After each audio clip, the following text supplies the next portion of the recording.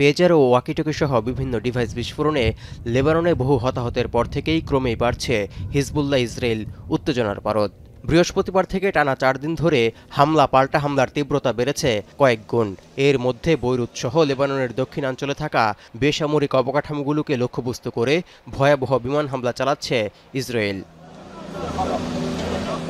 Hezbollah সদস্যদের হত্যার নামে শিশু ও নারীসহ বহু সাধারণ মানুষের প্রাণ কেড়ে নিচ্ছে ইসরায়েলি বাহিনী। এতে লম্বা হচ্ছে প্রাণহানির তালিকা।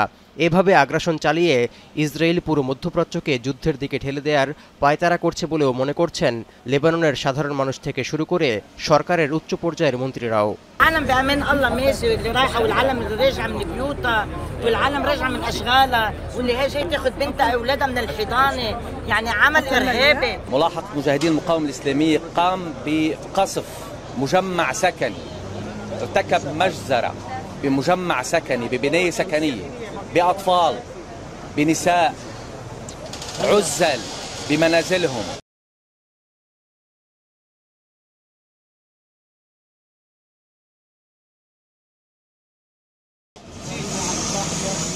লেবাননের বিরুদ্ধে চলমান বিমান হামলা আরেকবার প্রমাণ করছে যে ইসরায়েল দখলদার শক্তিতে বিশ্বাসী, তারা শান্তিতে মোটেও আগ্রহী নয়। জাতিসংঘের নিরাপত্তা পরিষদের জরুরি অধিবেশনে এমনটাই মন্তব্য করেছেন আলজেরিয়ার স্থায়ী প্রতিনিধি। অন্যান্য দেশের প্রতিনিধিরাও ইসরায়েলের আগ্রাসী মনোভাবের নিন্দা জানিয়েছেন।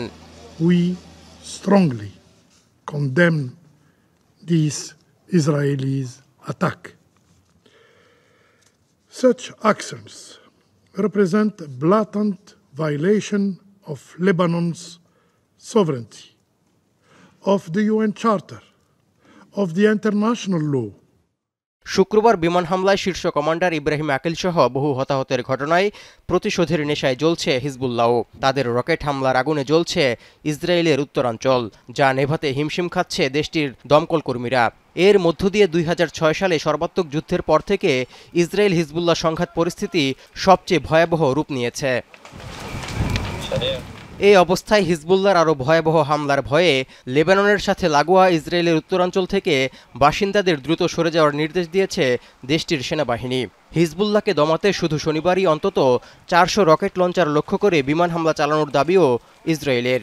חשוב שתבינו, במידה ויהיו שינויים נוספים במהלך הלילה או בבוקר, אנחנו נעדכן מיד.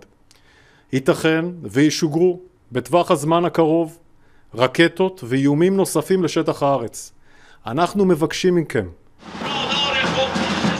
এতে মধ্যপ্রাচ্য জুড়ে ছড়িয়ে পড়া যুদ্ধ উত্তাপে ইসরায়েলকে কঠোর হুঁশিয়ারি দিয়েছে হিজবুল্লাহর সবচেয়ে বড় মিত্র ইরান। ইসরায়েলকে করুণ পরিণতি ভোগ করতে হবে বলেও জানান দেশটির president Masoud Pezeshkian. Touhidur Rahman, এখন বিশ্ব।